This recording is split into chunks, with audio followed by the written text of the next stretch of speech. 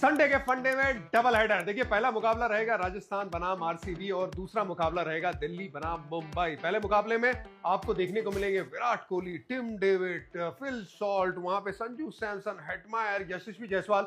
अब इतने जबरदस्त हिटर्स रहेंगे तो फिर रन तो बरसेंगे, छप्पड़ फाड़ के बरसेंगे। तो चलिए बात कर लेंगे पहली मैच की। रन तो बनेंगे लेकिन पिच का भी साथ होना चाहिए और साथ में लड़कों के फॉर्म का। राजस्थान की पहले बात करेंगे, उनका जो खिलाड़ी है जिसपे बहुत बड़ा दांव चला है वो है यशस्वी जायसवाल। देखिए, 31 का लगभग औसत है आईपीएल में, 150 का स्ट्राइक रेट है, लेकिन उतना ना तो रन बना रहे ना तो स्ट्राइक रेट उतना अच्छा है। स्ट्रगल कर रहे हैं। जितने यशस्वी जायसवाल टैलेंटेड है, जितने की उम्मीद है, उतना अभी राजस्थान को दे नहीं रहे। अगर नहीं दे पाएंगे ना तो फिर दिक्कत होगी राजस्थान रॉयल्स के लिए। क्या गलती हो रही है मेरे हिसाब से? देखिए, मैंने पहले भी डिस्कस किया था कि ऑफ साइड का खेल है, वहां पे जोर से मारने मत जाओ। लेग साइड में वैसे ही वो हवा में मारते हैं, तो वो अपनी गेम को थोड़ा दोबारा रिविजिट करें। लेकिन सबसे इंपॉर्टेंट बात क्या है, थोड़ा जो प्लान है ना सामने वाली टीम का, उसको थोड़ी देर भांप लीजिए। आपको है ना थोड़ा सा क्यों मिलता जरूर है जब आप बैटिंग करने जाते हैं। पिछले मैच में गुजरात का प्लान था कि उनको आउटसाइड दी ऑफ स्टंप गेंदबाजी करे। सिराज ने डाला था, सबको लग रहा था कि सिराज ना थोड़ा स्ट्रगल कर रहे रिदम से। नहीं भाई, उनका प्लान ही ऑफ स्टंप के बाहर था। एक फील्डर लगाया हुआ था ना बाहर, ऑफ स्टंप के एकदम बाहर, वो पॉइंट और थर्ड मैन के बीच में। फिर अरशद आए, अरशद ने भी वही गेंदबाजी की। कहां पे आउट किया यशस्वी को? वहीं पे, जो deep point, deep third man के बीच में एक फील्डर था, वहीं पे आउट हुए ना। तो लाइन क्या थी ऑफ स्टंप के बाद? सो थोड़ा सा भांप लेंगे ना अगर सामने वाली टीम की प्लानिंग उनकी फील्ड के हिसाब से, और स्पेशली पावर प्ले में वो प्लानिंग को भापना कंपैरेटिवली आसान होता है। वो थोड़ी देर भांप लीजिए, थोड़ा सा वक्त ले लीजिए। मुझे लगता है यशस्वी बैक ट्रैक पे आ जाएंगे बहुत जल्दी। तो ये एक चीज यशस्वी कर सकते हैं। एक और खिलाड़ी संजू सैमसन, उनके कप्तान, उनके ऊपर जिम्मेदारी रहेगी। ऐसा नहीं कि फॉर्म नहीं है, पर ज्यादा की उम्मीद है। स्ट्राइक रेट भी अच्छा है, 35 का औसत भी है। अभी तक राजस्थान रॉयल्स के लिए सबसे ज्यादा रन भी बनाए, लेकिन ये दिल मांगे मोर। अगर वो नहीं करेंगे, क्योंकि वो सेटअप ऐसा है इनकी बल्लेबाजी का, एक खिलाड़ी को तो लंबी पारी खेलनी पड़ेगी। वो संजू सैमसन कर सकते हैं सामने, लेकिन चैलेंज ना आरसीबी के गेंदबाजों का है जो अच्छे फॉर्म में है। और उसमें भी सबसे बड़ा चैलेंज है भुवनेश्वर कुमार का। उनको निगेट करना पड़ेगा अच्छे से। अगर वो किया तो एक लंबी पारी बाकी गेंदबाजों के सामने अच्छी प्लानिंग के साथ कर सकते हैं। लेकिन पिछले 2 मैच में सबसे पॉजिटिव देखने को मिला है जोफ्रा आर्चर का फॉर्म। पहले 2 मैच में लगभग 7 ओवर डाले थे, वहां पे सेंचुरी खा गए थे, 107 रन दिए थे और विकेट भी नहीं मिली थी। लेकिन उसके बाद क्या किया, अगली 7 ओवर में उन्होंने दिए 38 रन और विकेट भी मिल रही है। यहां तक कि शुभमन गिल को जो इन स्विंग पे आउट किया था ना, 147 की गेंद थी वो। तो मतलब रिदम जबरदस्त देखने को मिल रहा है, पेस ऊपर है, लाइन को ज्यादा अच्छे स्टंप में डाल रहे हैं। लेकिन यहां पे ना एक चैलेंज भी होगा बहुत बढ़िया तरीके से सामने वाली टीम को, आरसीबी को ना। विराट कोहली के सामने भी जो मैचअप होगा ना, जिसके बारे में आगे बात करूंगा, ये एक्साइटिंग मैचअप रहेगा। एक खतरा बन सकते हैं आरसीबी के बल्लेबाजों के लिए, वो है जोफ्रा आर्चर, क्योंकि अब उनका फॉर्म टॉप क्लास आ गया है। राजस्थान की ना सिर्फ बल्लेबाजी प्रॉब्लम नहीं है, गेंदबाजी में अगर आप नजर डालेंगे तो कोई भी गेंदबाज की इकोनॉमी 9 के अंदर नहीं है। और यहां पे ऐसा नहीं कि बड़े नाम नहीं है, तीक्ष्णा अच्छा नाम है, वहां पे संदीप शर्मा बहुत एक्सपीरियंस गेंदबाज है, जोफ्रा आर्चर है, हसरंगा है, सबकी इकोनॉमी 9 के ऊपर। ऐसा होगा तो फिर कप्तान गेम कैसे चलाएगा? बड़ा मुश्किल है। यहां पे कप्तान का रोल बहुत बड़ा हो जाएगा कि कौन सा जो गेंदबाज है उसको अंडर प्रेशर कब डलाना है, किसका दिल बड़ा है उस सिचुएशन में। अभी जिस तरह से गेम चल रहा है, वो खिलाड़ियों की मानसिकता क्या चल रही है, फिर वहां पे उनका रोल आ जाएगा। कौन सा ऐसा गेंदबाज है जिसको विकेट गिरने पे डलाना है ताकि उसको थोड़ा सा ब्रीदिंग स्पेस मिले, तो वहां पे ना मैनेजमेंट और कप्तान का रोल बहुत बड़ा बन जाएगा। क्वालिटी तो यही है ना, और ऐसा नहीं कि अच्छी क्वालिटी नहीं है, अच्छी क्वालिटी है। तो अब क्या कर सकती है राजस्थान रॉयल्स? क्या कुमार कार्तिक को जगह बना सकती है? क्या हसरंगा वापस उपलब्ध रहेंगे? ये एक सवाल रहेगा। मेरे हिसाब से उपलब्ध है तो जरूर खेलना चाहिए। तो चीजें बेहतर करने की जरूरत है। अच्छे मैचअप्स होंगे, उसके बारे में आगे बात करेंगे। लेकिन अगर इसी तरह से गेंदबाजी चलती रही, इकोनॉमी 9 के ऊपर रहता रहा, तो फिर सिर्फ कहेंगे कि बल्लेबाजी को ब्लेम कर, तो ये चलेगा। सीधा प्लेइंग 12 पे चलते हैं राजस्थान की। यशस्वी जायसवाल, संजू सैमसन, नीतीश राणा, रियान पराग, ध्रुव जुरेल, सिमरन हेटमायर। अब यहां पे ना एक बल्लेबाज है जिसके बारे में बात होगी, जो इंपैक्ट सब खेलते हैं, शुभम दुबे।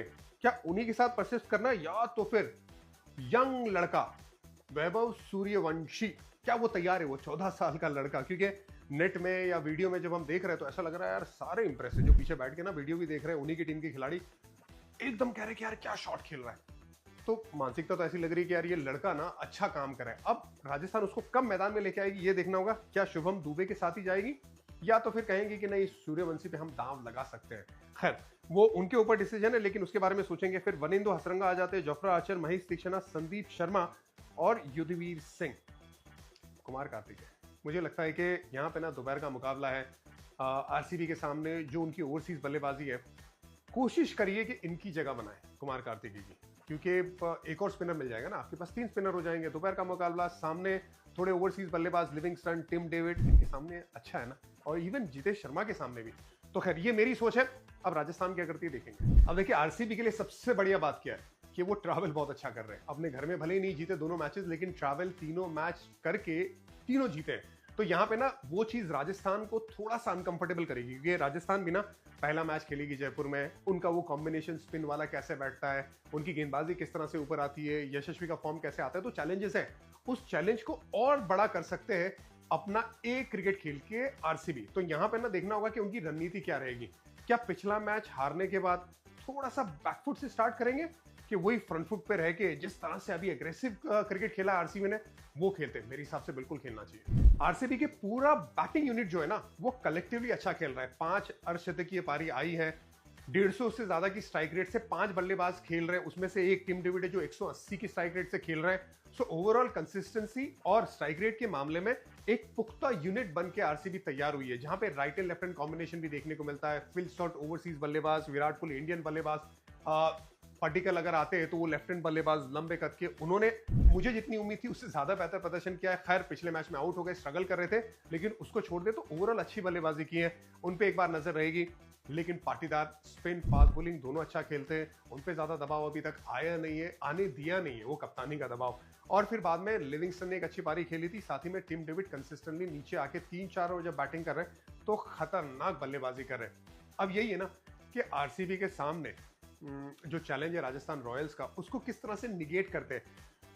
कौन सा ओवरसीज बल्लेबाज जोफ्रा आर्चर को ज्यादा खेलता है या इंडियन बल्लेबाज ज्यादा खेलता है, वो छोटी छोटी जो निगेट्स रहते हैं मैच में वो देखना होगा। स्पिनर्स को क्या पाटीदार ज्यादा खेल सकते हैं क्या वैसे इतना आसान है नहीं, लेकिन क्या वैसे वो कॉम्बिनेशन बन सकता है। तो ये छोटी छोटी चीजें रहेगी। और मुझे लगता है कि आरसीबी अगर फ्लेक्सिबल रही अपनी बैटिंग ऑर्डर में, मुझे लगा कि थोड़ी सी रिजिड है, अगर फ्लेक्सिबल रही ना, जैसे लियम लिविंगस्टन को स्पिनर के सामने पहले ही एक्सपोज मत करो, वो छोटी चीज है, अगर वैसे होगी ना तो फिर ये बड़ी खतरनाक है और राजस्थान पे और ज्यादा दबाव डाल सकती है। आरसीबी का बॉलिंग यूनिट, हमने राजस्थान की बॉलिंग यूनिट की बात की कि 9 से ऊपर इकोनॉमी है, लेकिन यहां पे देखेंगे तो भुवी का इकोनॉमी अंडर 8 है, यश दयाल जोस हेजलवुड का इकोनॉमी अंडर 9 है।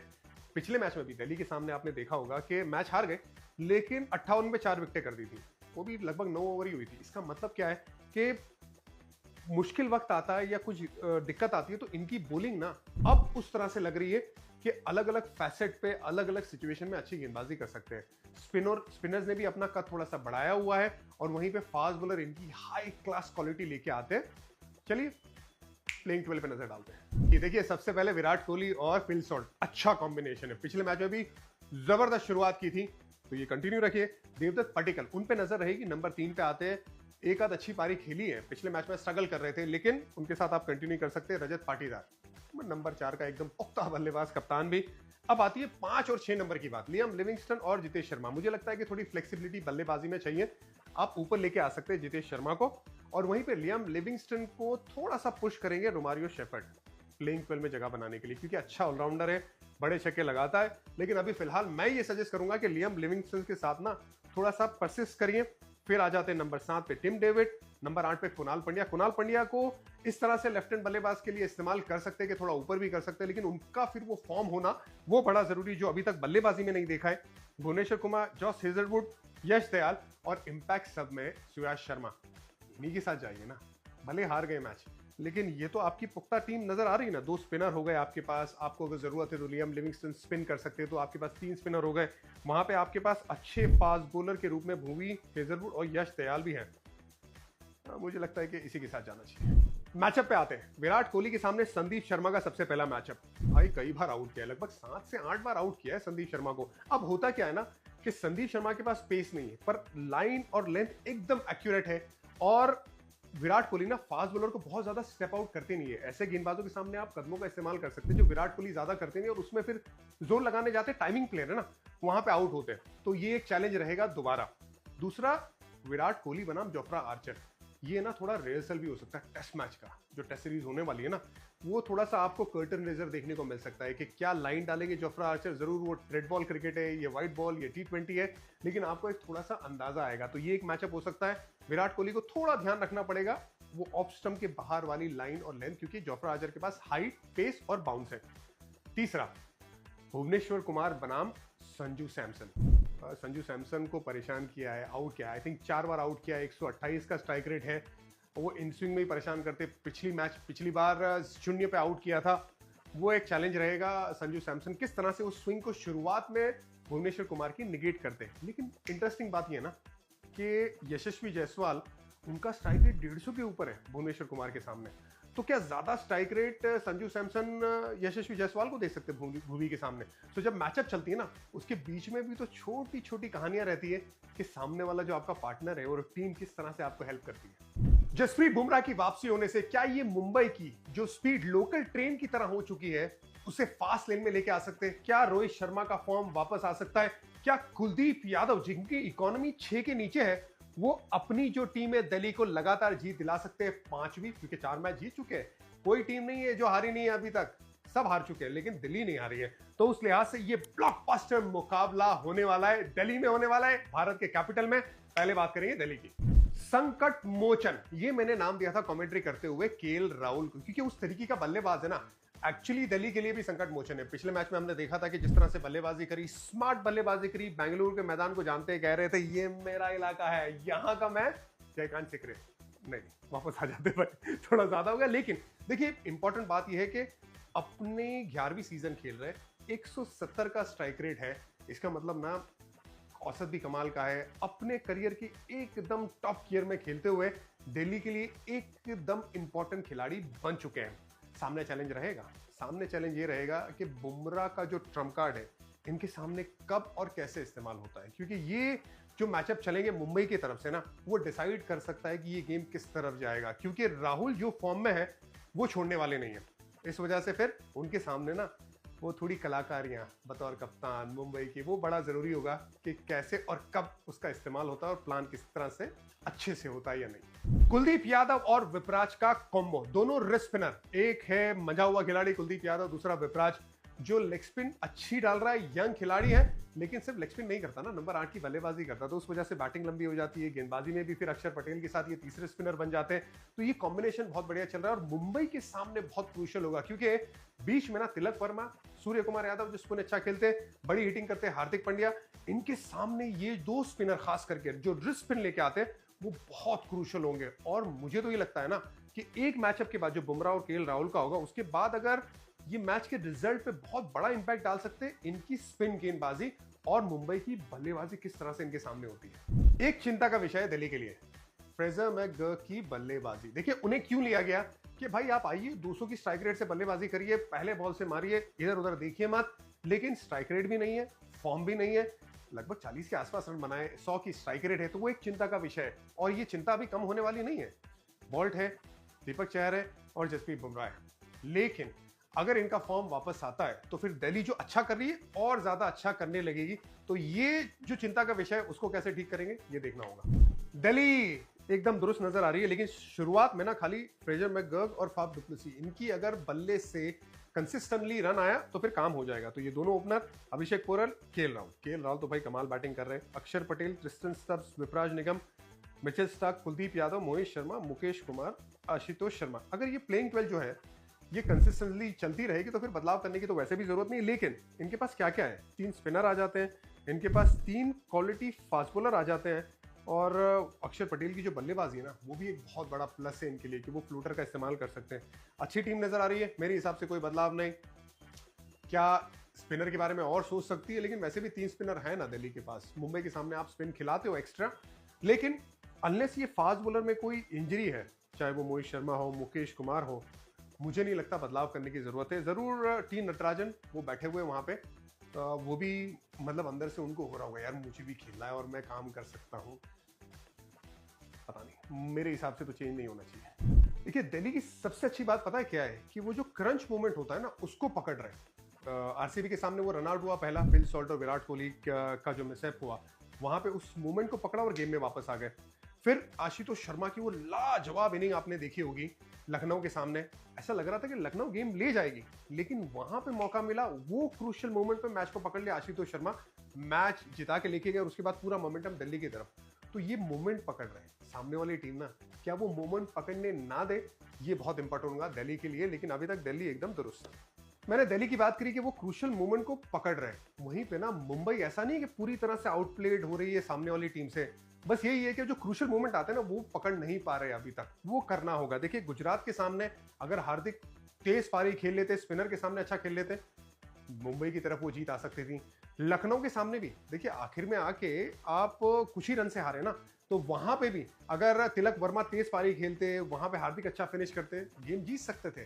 तो अगर आप देखेंगे ओवरऑल तो मुंबई ना ऐसा लग रहा है कि यार इतनी बुरी तो नहीं खेल रही ना, जो रिजल्ट उनका दिखाई दे रहा है। तो अगर मोमेंट पकड़ लिया तो फिर उनकी गाड़ी बहुत तेज भागेगी। मुंबई की सबसे बड़ी जो चिंता है ना, वो शुरुआत में विकेट गिर रही है उनकी। रोहित शर्मा जल्दी आउट हो रहे हैं, विल जैक्स भी जितनी उनसे उम्मीद है वो प्रदर्शन नहीं कर पा रहे। पिछले मैच में मुझे लगा बहुत स्लो खेले, उसी वजह से ना थोड़ी दिक्कत ज्यादा आ गई मुंबई को। तो ये दो चीजें अगर उन्हें ठीक करे तो ज्यादा बेहतर होगा उनके लिए। पावर प्ले में भी ना वो अब तो टीमें 6 ओवर में 60 के ऊपर लगातार रन बना रही है ना, वो मुंबई नहीं कर पा रही है। विकेट भी गिर रही है, अगर विकेट गिरी तो वैसे ही स्ट्राइक रेट ज्यादा बेहतर नहीं कर पाएंगे, क्योंकि नया बल्लेबाज थोड़ा टाइम लेगा। तो ये एक सबसे बड़ा मसला है मुंबई का, उन्हें वो ठीक करना पड़ेगा। रोहित शर्मा पे जिम्मेदारी रहेगी। हार्दिक पांड्या अच्छी बॉलिंग कर रहे, अच्छी बैटिंग कर रहे, लेकिन गेम को फिनिश नहीं कर पा रहे। चाहे वो लखनऊ के सामने आखिर में खड़े हुए थे, चाहे वो गुजरात के सामने स्ट्राइक रेट इतना अच्छा नहीं था, या फिर चाहे आरसीबी के सामने ऐसा लग रहा था कि आके ना कमाल बल्लेबाजी करे, लेकिन गेम को फिनिश नहीं कर पाए और हेजलवुड को आउट हो गए। तो अगर फिनिश करेंगे तो बेहतर रहेगा, क्योंकि जिसका फॉर्म रहता है ना उसके ऊपर जिम्मेदारी रहती है गेम को फिनिश करने की। जसप्रीत बुमराह 4 ओवर में 29 रन दिए, कोई विकेट नहीं ली, लेकिन अच्छी गेंदबाजी की थी। जब आप इस तरह से गेंदबाजी करते, आप प्रमुख गेंदबाज होते हो और इंजरी के बाद आते हो, तो ये मुंबई को बहुत कॉन्फिडेंस दिलाएगा। अब कैप्टन उनको किस तरह से कौन से फेजेस में गेंदबाजी करते, क्या एक एक ओवर के 4 स्पेल या एक एक और 2 ओवर का स्पेल, वो दिलाएंगे। क्योंकि वो ऐसा खिलाड़ी है ना, आप चाहते कि काश उसकी 4 ओवर नहीं 5 या 6 ओवर होती, लेकिन ऐसा है नहीं ना। रूल के हिसाब से तो 4 ही ओवर डाल सकता है गेंदबाज।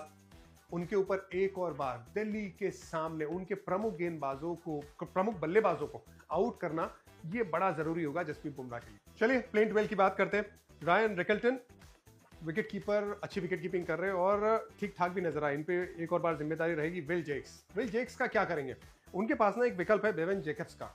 अब न्यूजीलैंड का वो खिलाड़ी है, कैंटरबरी के लिए खेलता है, तो वहां पे ना उनका स्ट्राइक रेट भी अच्छा खासा स्ट्राइक रेट है। क्या अगर वो अच्छे फॉर्म में प्रैक्टिस में बैटिंग कर रहे हैं, वहां पे अच्छा फील करे, तो क्या उनके बारे में सोच सकते हैं, या विल जैक्स के साथ ही जाएंगे मुंबई इंडियंस? सूर्य कुमार यादव, तिलक वर्मा, हार्दिक पांड्या, नमन धीर, मिचेल सैटनर। नमन धीर को ऊपर बैटिंग कराओ यार, कम से कम नंबर 3 तो बैटिंग कराओ, क्योंकि ये ऐसा प्लेयर है ना भाई कि ये गेम निकाल सकता है, पहले 10-15 गेंदों में ही गेम निकाल सकता है। मिचेल सैटनर पे भी एक सवाल रहेगा मेरे हिसाब से, तो मुजीब के बारे में जरूर सोचना चाहिए। मुजीब देखिए थोड़ा मिस्ट्री लेके आते। अगर आप देखेंगे मिचेल सैटनर का इकोनॉमी 9.21 का है और 5 मैच में सिर्फ 1 विकेट निकाली है। उनसे उतना परफॉर्मेंस नहीं निकल पा पाई है जितना आपको उम्मीद रहती है। होता है, कई बार होता है, अच्छे स्पिनर, इसमें कोई दो राय नहीं है, लेकिन क्या मुजीब के बारे में सोच सकते हैं? मेरे हिसाब से तो सोचना चाहिए। दीपक चहर, ट्रेंट बोल्ट, विघ्नेश पुथुर और जसप्रीत बुमराह, और फिर इंपैक्ट सब में रोहित शर्मा। रोहित शर्मा पे ना एक सवाल ये आता है कि क्या उन्हें इंपैक्ट सब में ना लेके क्या ग्राउंड पे उनको रखा जाए, ताकि वो हार्दिक को भी थोड़ा सा हेल्प करे। इसके अलग अलग विचार है लोगों के। मेरा ये मानना है कि यार एक्सपीरियंस खिलाड़ी फील्ड में होना तो ज्यादा बेहतर है। आप लोगों को क्या लगता है? तो ये तो मेरे को प्लेइंग 12 नजर आ रही है। ओवरऑल ना देखिए मैचअप पे अगर देखेंगे, अगर रोहित शर्मा खेलते हैं तो फिर मिचेल स्टार्क का मैचअप, ये दोनों का मैचअप देखने में जबरदस्त मजा आने वाला है।